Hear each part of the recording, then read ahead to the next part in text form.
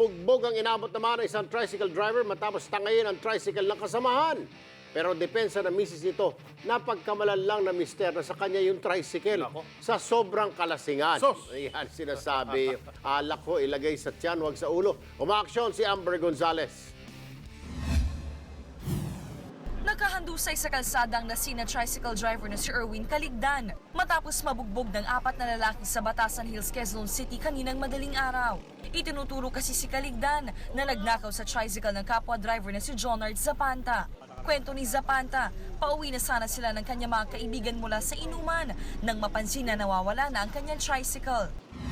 Sabi ko sa kasama ko, baka kulang ba yung motor? Nawawala yung motor ko.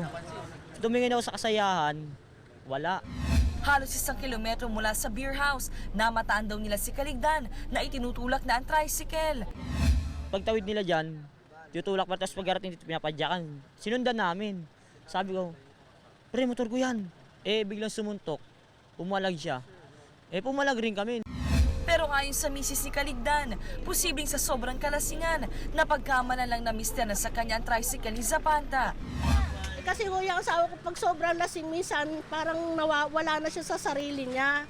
Kala niyo siguro yun yung dala nilang tricycle. Bakit naman kailangan nilang ganyanin yung tao? Araw-araw naman yan na nagdadrive ng tricycle dito. Pero desidido ang grupo ni Zapanta na magreklamo. Yung tricycle ko nasa sulok. Pinagkukumpulan 3 tricycle. Halos di naman makawala yan eh. Tapos pagkakamalan niya pala sa sulok.